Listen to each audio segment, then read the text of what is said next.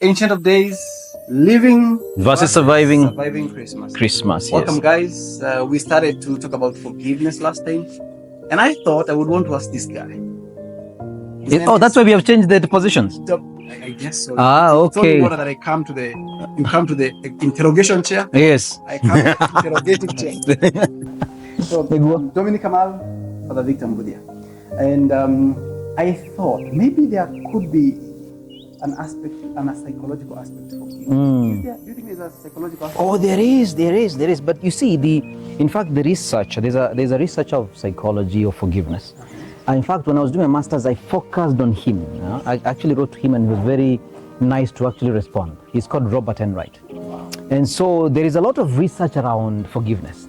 But it's interesting to note that his research on forgiveness comes from religious literature, cultural literature, what has been said, and then he put that together and scientifically verifies whether it works, okay? Then he comes up with a sense of what forgiveness is, and that's what I want us to speak about. So there's a very strong component of psychology, because the psychological person is a spiritual person. You know, the spiritual person is psychological.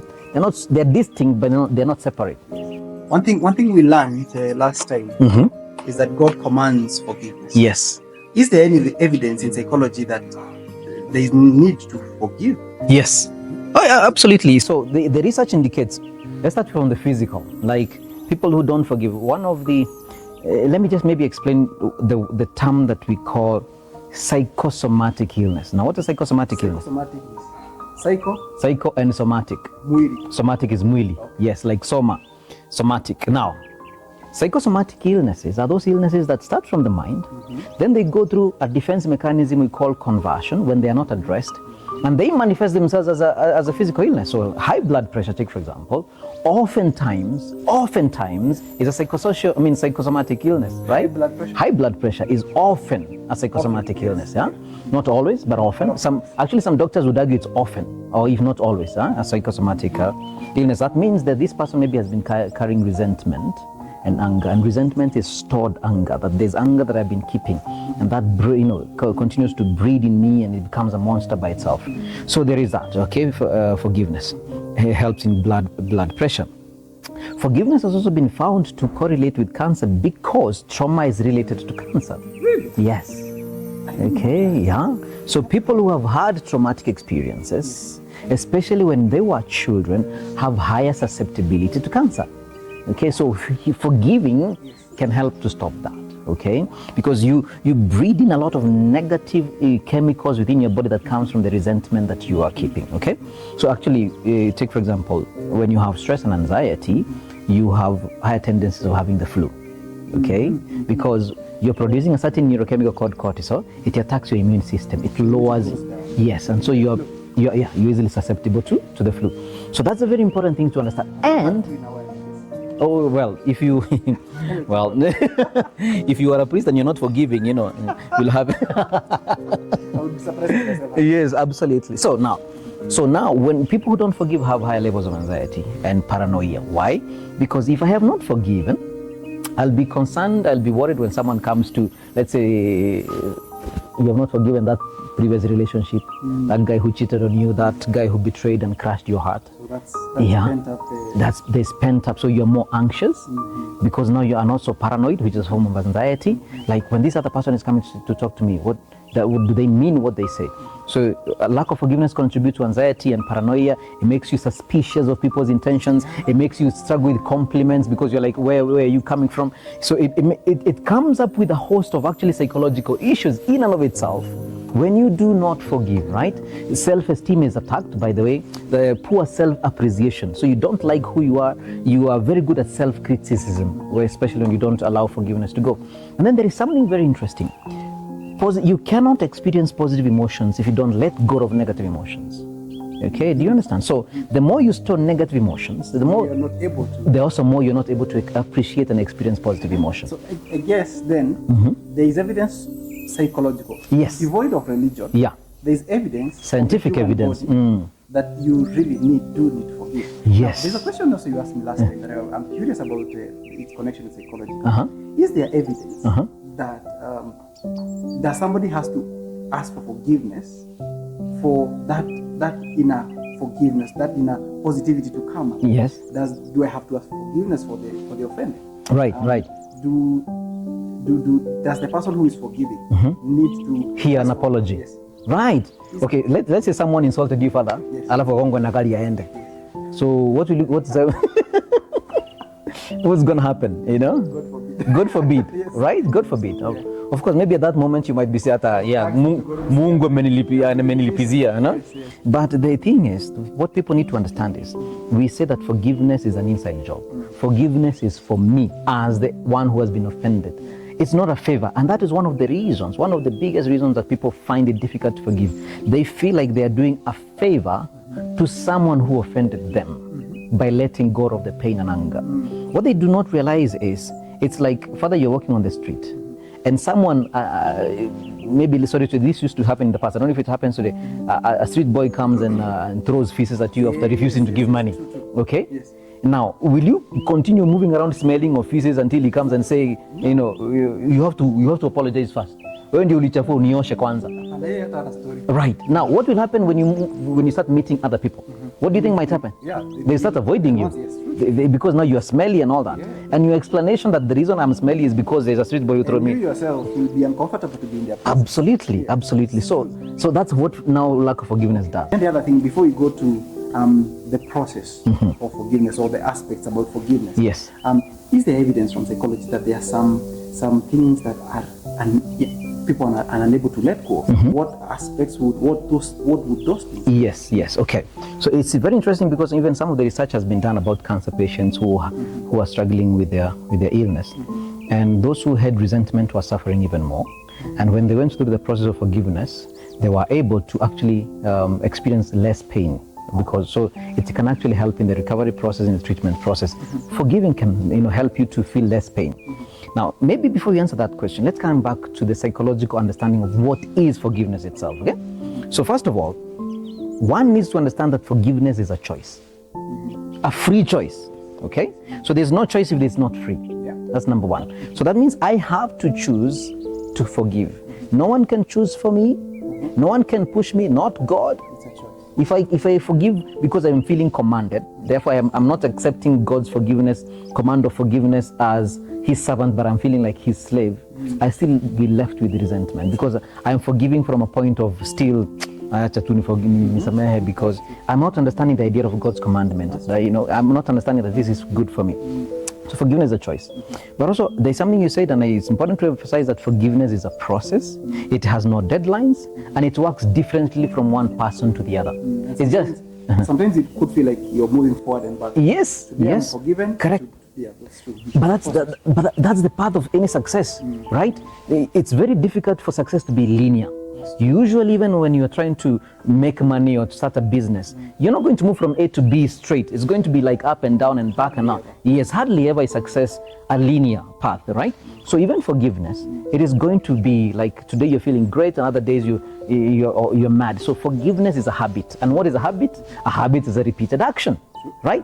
So forgiveness is not a one-time thing, and that's why Christ would say, forgive 7 times 77, or forgive times 70, which means forgive always anyway. The number 7 means always, right?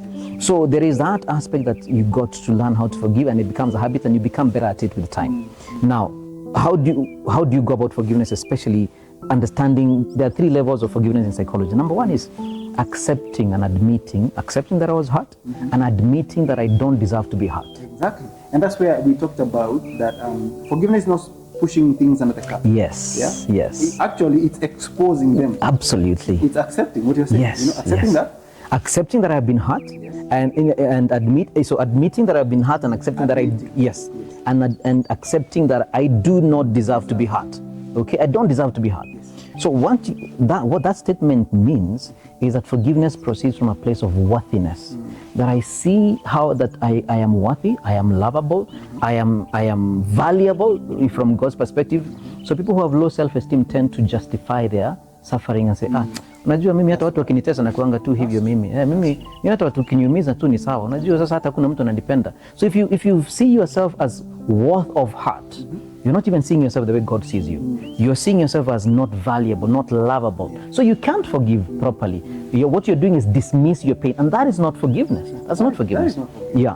Then number two, after admitting and accepting that, you say, I have a right to be angry. Do you understand? I like that. Okay, so I am angry and I have a right to be angry. Yes.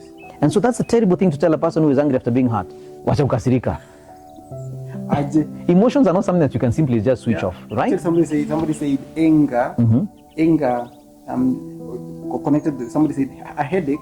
Headache is not a disease. Right. Headache is a warning. It tells you something else is not okay. Yeah. So anger is an emotion that tells you somebody else has done something that you don't deserve to do. Absolutely. Absolutely. Often enough. Yeah. And someone says, in fact, in psychology, there's a tendency to say that anger usually has a name.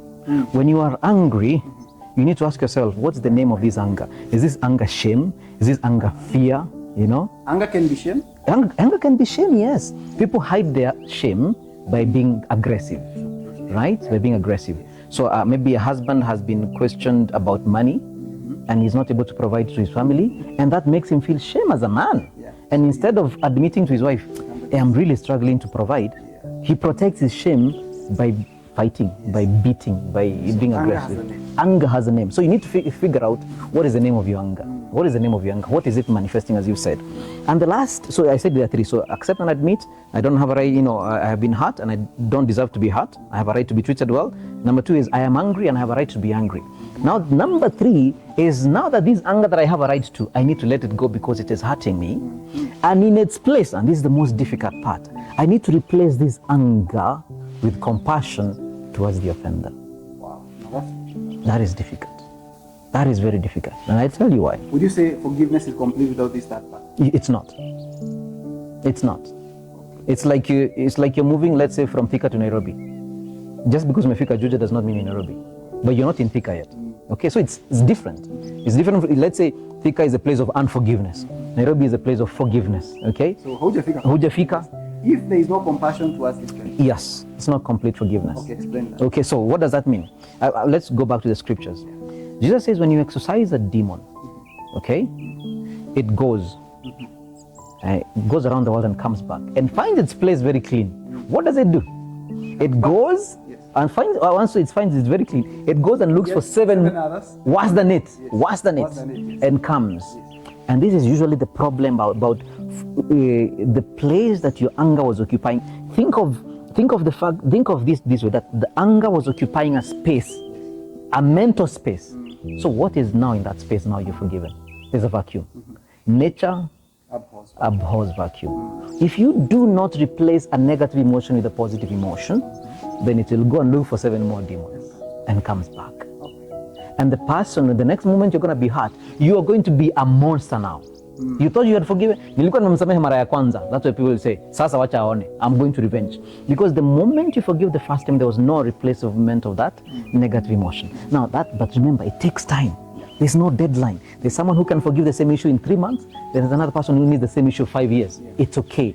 Go at your speed. But okay, you brought out something that I get that question a lot. Right. What about somebody who does the same thing today? Right. And tomorrow? Yes. And the other day? Yes. Like how will a spouse be able to replace forgiveness and the pain? Yeah. When the offender is still offended? Right. Very good. And that is where, this is where we speak about what forgiveness is not. Okay. People tend to confuse forgiveness with condoning. When you condone someone to repeatedly do the same thing, hit you, you are an enabler. So in every conflict, there is a perpetrator and there is the enabler.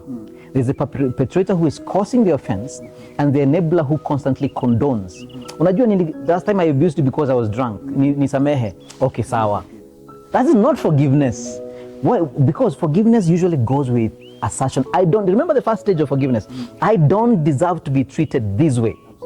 Okay? So if I don't deserve to be treated this way and someone hurts me again, I've got to say, hey, there gotta be some boundaries now.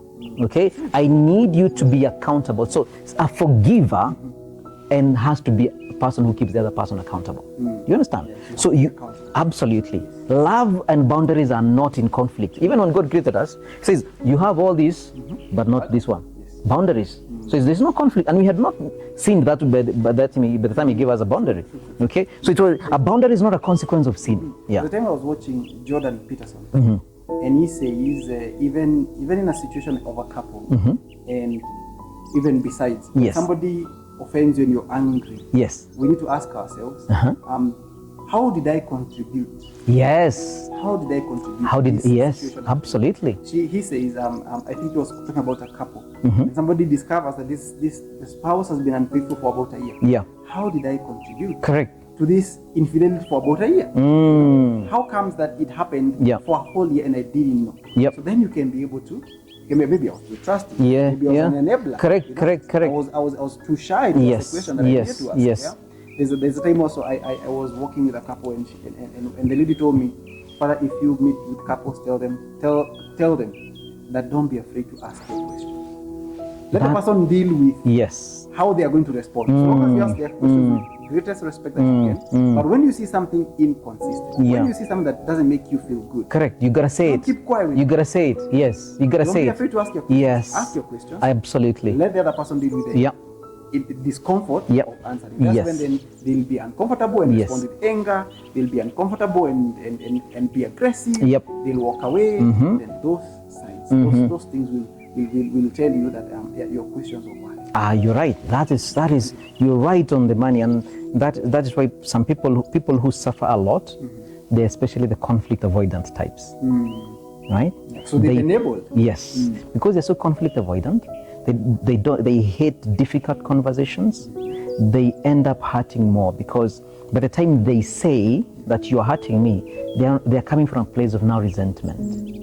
So you find this gentle, nice lady who people used to be very nice and suddenly unasikia ati alichoma bwanake na maji moto. Like, where did it come from? It was locked up. Yes, it was the time he came late, the time he hurt her, and she condoned that. She did not put accountability measures and said, if you don't do this, I'm not going to stay. Take, for example, even in the Catholic Church, there's a whole idea: if your partner is hurting you, you don't have to stay. You don't have to stay. So you cannot say I'm staying because of the church. The church tells if you're being hurt, take the time off and to demand accountability, right? Because the separation is supposed to be an opportunity to reconcile and to kind of negotiate. And that's why one of the best marks of a healthy relationship is the capacity to negotiate. Okay, can you negotiate for what you deserve, what you know is good for you? And so one of the things that I would want to mention here, forgiveness is not condoning. Forgiveness is not enabling. Forgiveness is also setting boundaries and defending yourself. It's very, very important. And that you said is the most difficult part. To replace the pain. Yes, the resentment with compassion. Yes. How does that look like? Yes. When somebody is able to replace their pain with compassion, how will that look? Right. So, when you are under unforgiveness, you are like -10. Let's say it like that. Okay. So when you start not forgiving, you go to neutrality, where you are indifferent to the person who hurt you. You don't care about them, but you're just indifferent. But remember, you are at 0. So what complete forgiveness does is now takes you from 0 to +10, and that's where now we're talking about compassion. And so forgiveness is a paradoxical gift. You are giving a gift to someone who has not deserved you, who has not deserved that gift. And that's when you understand what it means to turn the other cheek. Because literally turning the other cheek is saying, you are a monster for hurting me, but I'm going to respond in a way that does not result to 2 monsters. Do you understand? Because if I am a monster towards you, and you become a monster towards me, at the end of the day, we have 2 bullies, right? We have 2 monsters. And I have had kids this way. I've asked kids, what happens if someone bullies you? What do? They say, well, I bully them back. And then I ask them, so how many bullies do we have now? We have 2 bullies, right? And it's easy to want to revenge. But then the cycle continues. As we say, an eye for an eye leaves the whole world blind. Right? Say if you're going to set off for revenge, right? Dig 2 dregs. Yes, absolutely, absolutely. And the other person who you're going to avenge. Let's come back to the metaphor we had about the street boy throwing you feces. So what this person was claiming is, amenirushia mavi. Haya, wacha nitafute laxative, utakipata hata wewe, right? Do you understand? Yeah, I understand. Yeah, and see, so what compassion helps you is, it helps to keep your vision clear. If you do not get rid of that, you demonize the other person, you are indifferent to the other person, and what happens is you expose yourself to a future hurt, and it will throw you back there.